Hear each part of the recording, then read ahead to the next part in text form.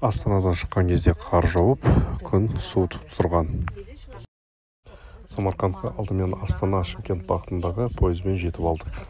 Самарқандқа шығып баратырмыз. Мына жерде машинаның барлығы бұл жақта газ ғана құятын. Ташкенттен Самарқандқа біз таксимен 110 мың сомға жетіп алдық. Жалпы Самарқандқа дейін 330 шақырым көлемінде 4 сағатта жетіп алдық. Самарқандқа дейінгі жолда шектеулер көп. 100 км сағатындағы жылдамдықпен ғана жүру керек.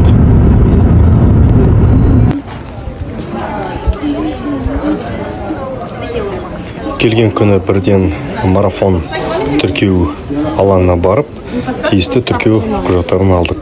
Так, 42, 10. 10. Можно ваш паспорт?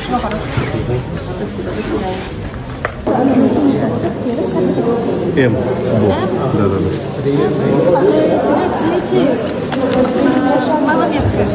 Да. Я примерил. Тіркеуден кейін сөре сөмкесін алдық. Тиісті бұл жерде футболка береді және тиісті сөмке беріледі. Медаль тоже. Спасибо. Мына біздің марафон өтетін аймақ орталығы Самарқанд қаласының Регистан дейді. Міне мынандай табло тұр. Мына жақтың барлығы марафонның экспосы. Бұл жерде әртүрлі сауда-саттық нелер жүреді. Спорттық бұйымдар сатылады. Мына жерде мына регистрация. Осы жерде тіркеу номерлерін береді. Міне кеш келіп жатқан азаматтар алып жатыр. Негізі көбісі ертең келеді. Біз бір күн ерте келдік. Өйткені климат, адаптация. Міне мына жақта номерлер, жалпы сөмкелерін, сөре сөмкелерін алып жатыр. Мына жерде әртүрлі ойындар ойнатып жатыр. Андай жүлделер алуға болады. Әртүрлі компаниялар, енді бұлар партнерлар, әріптестер әр марафонда болады. Мына осындай жарнама бір жағынан әріптестік. Самарқанд марафон тағы бір ерекшелігі, келген туристерге арнап экскурсия өткізеді, жүгіру арқылы. Соған таңда міне 8-де тұрып бара жатырмын. Міне жатқан жеріміз осындай Кышам ауданда.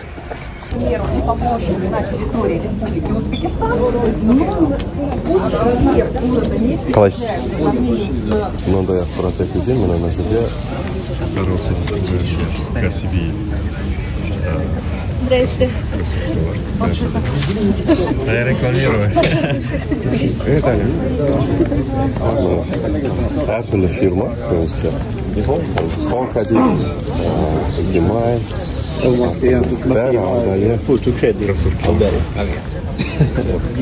Ibland gör jag det annars. Nej, jag gör det ganska sällan då, för jag orkar inte göra det.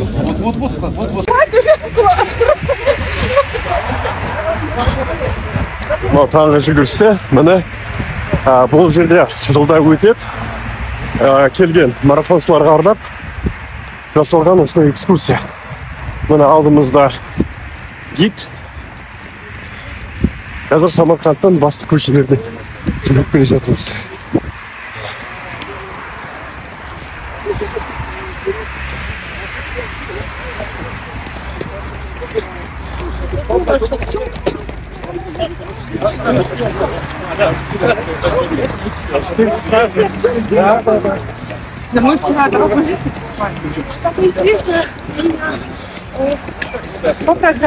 Ағылшынша жақсы білсек, көп интервью алуға болады. Мысалы міне Кения азаматы. Good luck.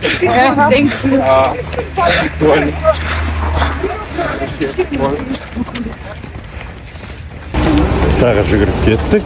Басқа бағытта енді Әмір Темірдің жолдасы Бибі ханым базарына барамыз.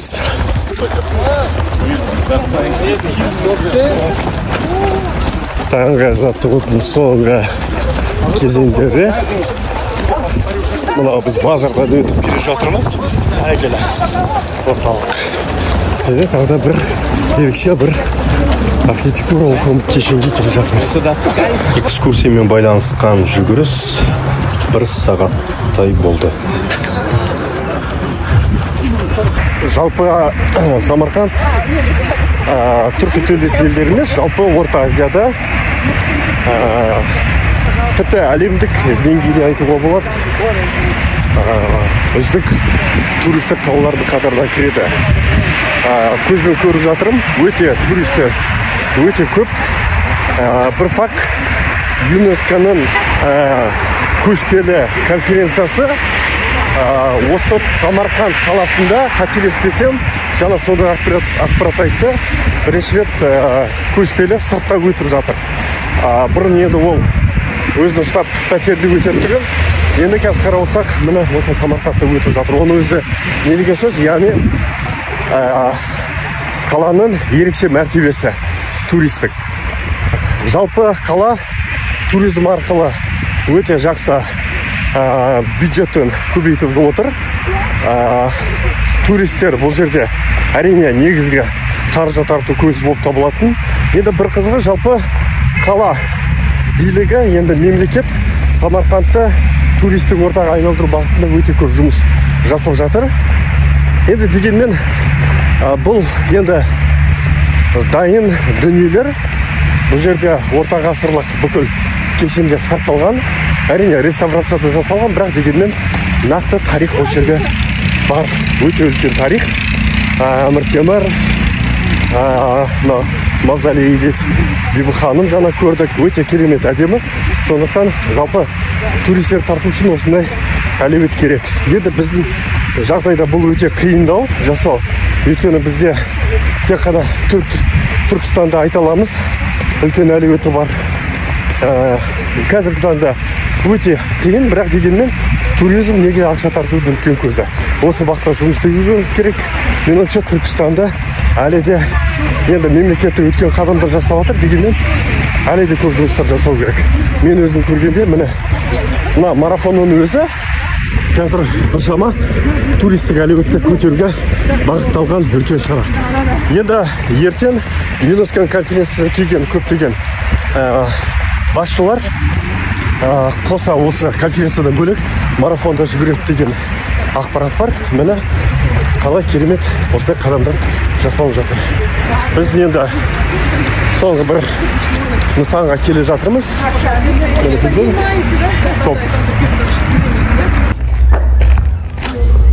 Здравствуйте. Махаля, она круглый день, да, открыт? Да. Ага. А какие в целом вопросы решает Махаля?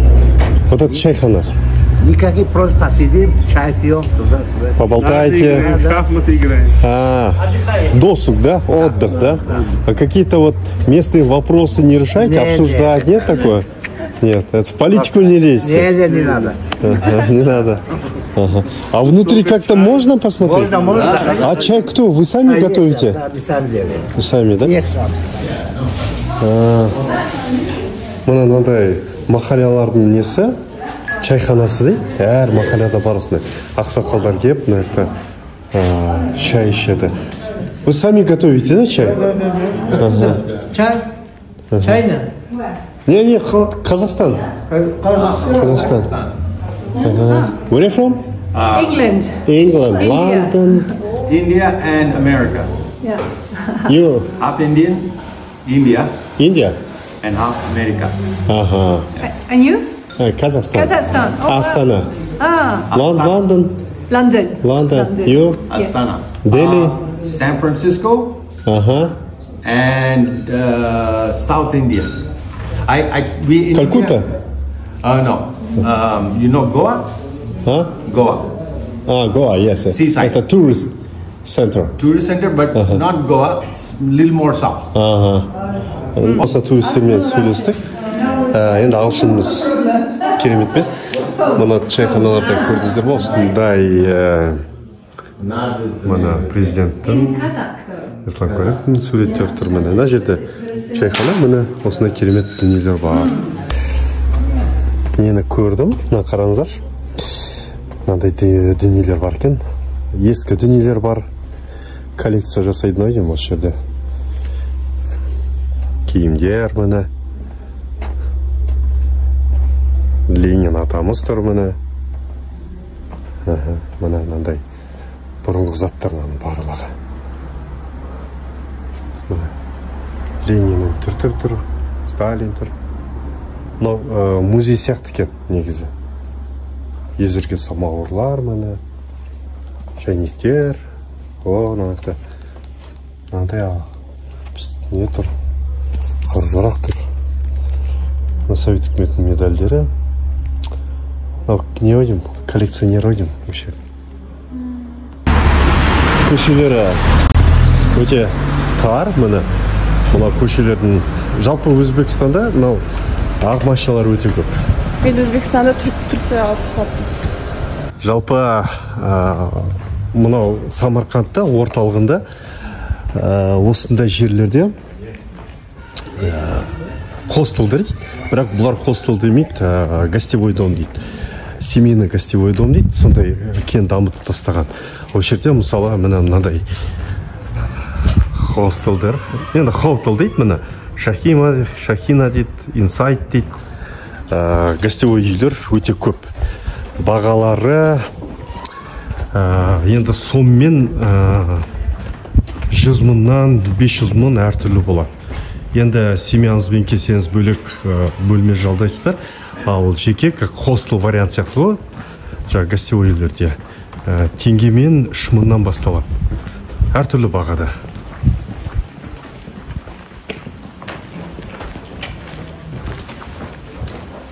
Орталық енді Арбат сияқты, ол жерде туристерге арналған дүкендер көп. Киімдер, енді ұлттық нақыштағы әртүрлі заттар бар, киім-кешектер. Енді бұл орталық болсын, бұл жерде сәл қымбаттырақ. Мынау енді әйгілі жаңа Әмір Темірдің жұбайының мазары мына жерде. Бұл жерде енді орталық болсын, барлығы қымбаттау. Бибі ханым мазары дейді. Мешіті бұл жерде. Басында мешіт болған, қазір енді арнайы туристер келетін жер. Мына қараңыздар, қандай биікте, міне өте биік салынған, әдемі. Іші жалпы Әмір Темірде 4 әйел болған дейді. Бұл Бибі ханым 3-ші әйелі, Шыңғыс ханның немересі. Кейбір не бойынша енді Әмір жаңағы нелерге кірмейді ғой. Шыңғыс хан ұрпағына сол жерден сол деңгейге шығу үшін осы немересін алған дейді. Бір титулды алу үшін, жаңа титулдың атын ұмытып тұрмын. Бірақ бір жерде айтып, Бибі ханымға арнап салған дейді. Бірақ кейбір деректер Әмір ханым өзіне салған дейді. Кейін жаңағы әйелі бұны өзі аяқтаған дейді. Бибі ханым осы жерде мына жерде мына несі бар. Өзі жерленген жері қарама қарсы болады. Мына жерде енді орталықта осы орталық базар бар. Бұл Бибі ханым жаңағы Әмір Темірдің әйелі жерленген жер. Енді қателеспесем, міне шекараздар қалай не бар. Біз білмеймін, осы мекен мынадай нелер тұр. Адамдардың мүрдесі сақталды ма, білмеймін. Астында енді не бар? Төменгі қабат бар. Бұл жерге түспейміз біз.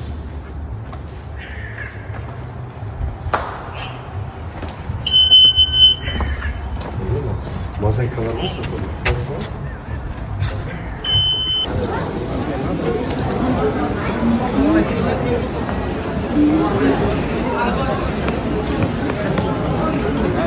мынау Самарқандтың орталығында Бибі ханым мазарының қасында Сүйап деген базар бар. Енді үлкен базар мына жерде. Бұл жерде қызығы мына жерде тәттілердің барлығы бар. Основной негізі қаула, сосын жаңағы әртүрлі приправалар бар. Сосын бір жерде бір қыз айтты, мына жерге дәм татуға болады. Дәм татуға болады. У вас специи, да? Да, это сладости чай. нету, да? Это там, вот такие здесь есть. Мына мынандай нелер, енді жанға әртүрлі дастарханға қоятын дүниелер ғой осының барлығы. Мысалға мынау. Это сколько? Это энчампулимас. Сколько стоит? Арахис есть, арахис? Вот эти нет. Вот. Вот смотри, что надо тебе. Это абрикосный миндаль. Вот такой. Абрикосовый. Вот такой миндаль, смотри. Сколько стоит это? Килограмм 90. Вот это килограмм. 90 тысяч. Это где-то 2,000 тенге. Это, вот смотри, это абрикос. Вот. Все понял. Вот это абрикос, соленый косточки самаркандский. Вот, на попробуй. Вот это, самаркандский. Видишь? Они самаркандские. Вот это бухарский. Вот, на. Это самаркандский. Вот. А вот это бухарский. Вот это чеченный. Это. Сколько вообще килограмм будет? Вот, на. Сейчас объясню. Сколько будет. Подожди. Вот это 45. Вот это. 45 тысяч. Да. Это 55. А вот тот 40. Енді түсінкеп айтайын, 45 мың сом деген біздіңше 1,5 теңге көлемінде. Әне бұл біздің бағамен арзан болып көрінеді.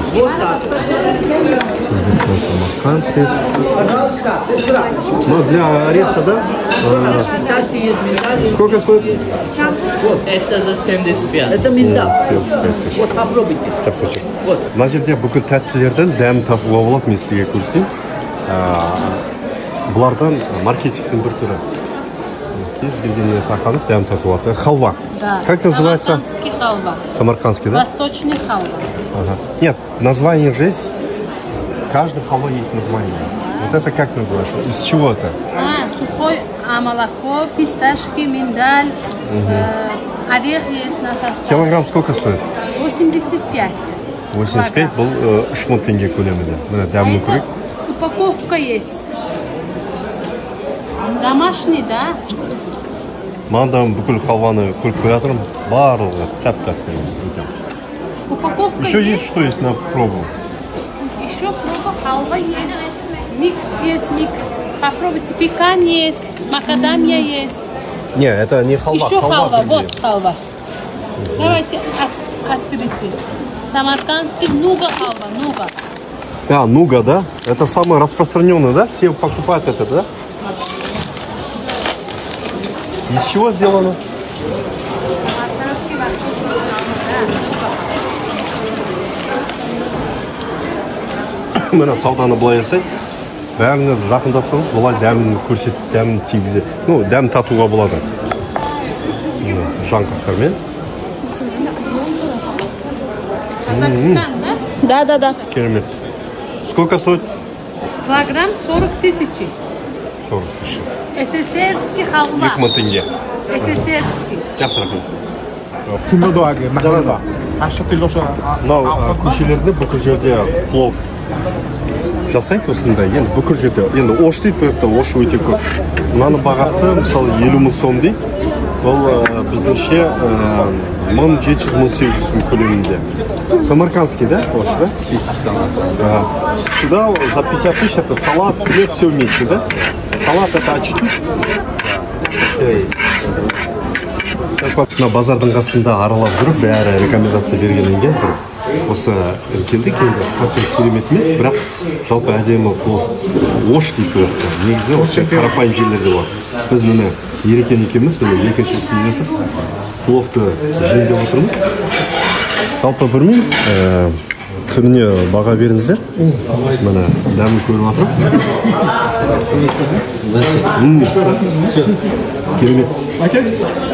Таза жүріп бәрін тойып келе жатыр бесплатно. Бесплатно шай ішіп жатыр мына жақта.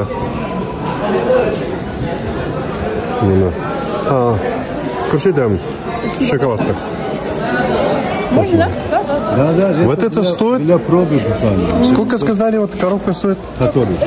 50 тысяч, 40 тысяч, 30, 80. И у нас подарочный есть. 50 деген мынау Вот это? Здесь, короче, 6. 2000 теңге ғой. Здесь 5, там 4. Құрма несі шоколадпен ішінде. Это 8 тысяч. Магазин. Той калькулятор бәрі бесплатно жеп. Өзбекстанның тұңғыш президенті Ислам Каримовтың жерленген жеріндеміз. Мына жақ мынандай үлкен биік жер. Биіктен тұрады осындай жерде. Осы жерде жерленген.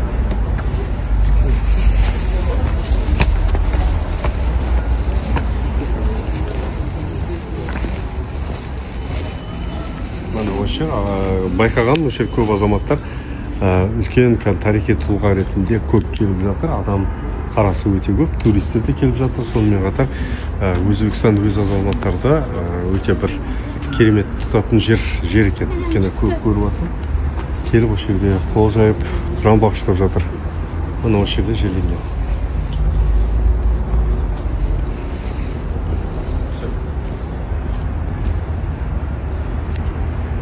Шахи Зинда дейді, әйгілі танымал тұлғалар жерленген жер. Ең басты бұл жерде Мұхаммед пайғамбардың бауыры, інісі жерленген деген осы жерде сондай бір ақпарат бар. Сол жерде бұл жер бір қасиетті жердің бірі болып саналады. Осының жоғары жағында жаңа Ислам Каримов жерленген. Мына бұл жерде туристік негіз болып отыр. Адам өте көп.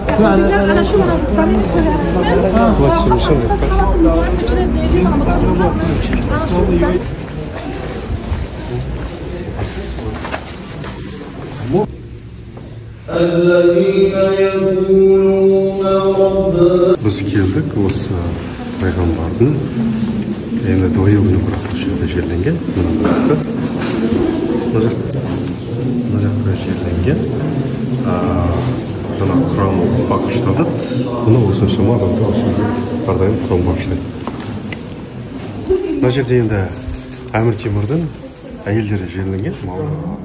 Ең түбінде кейінде биікте орналастырылған.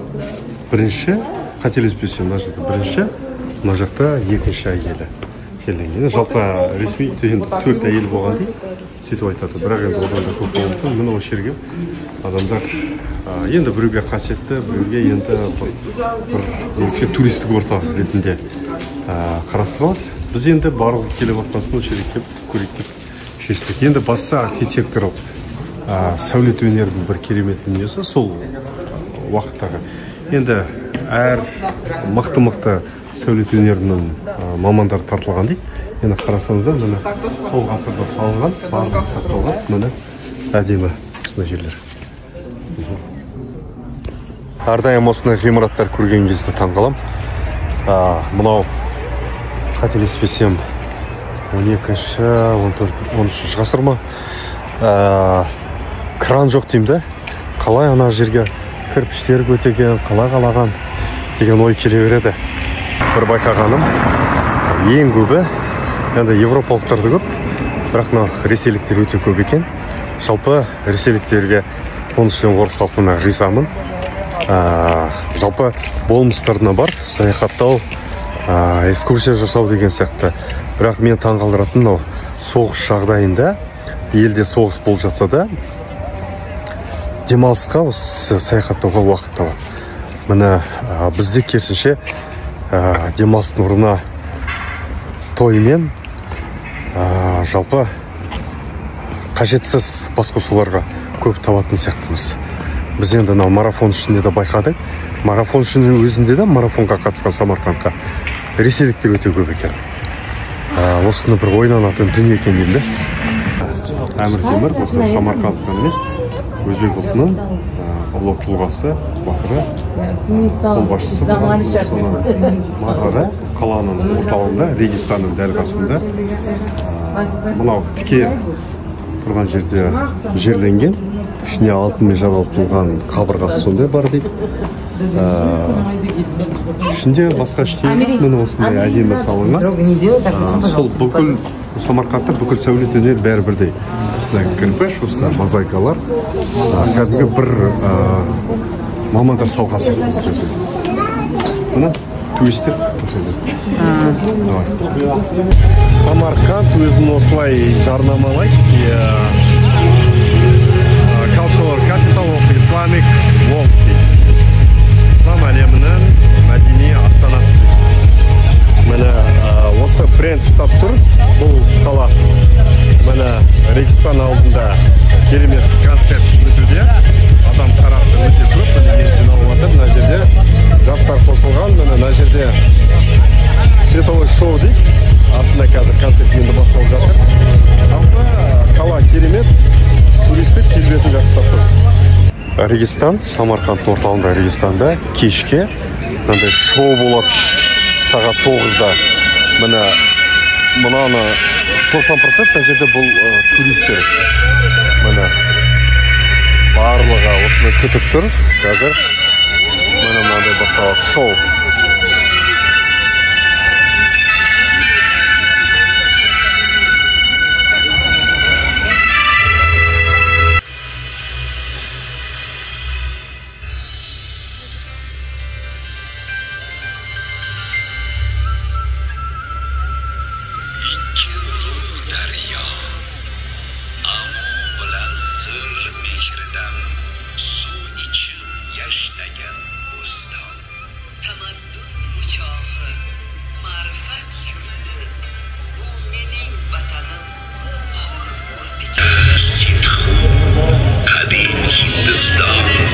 Солнце не видно все равно.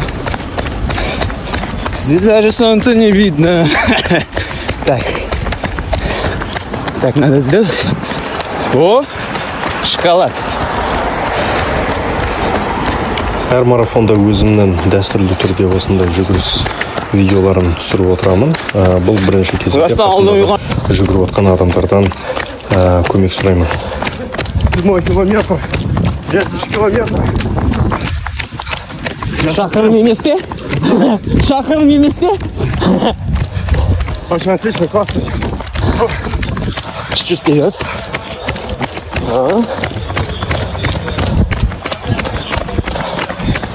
Побежали.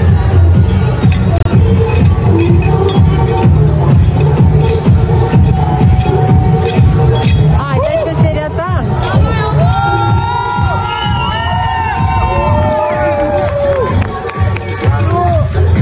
Мен үшін марафонның финишінде міндетті түрде осындай видео түсіру бар. Ыңғай болып жатса, осындай қасындағы адамдардан көмек сұраймын.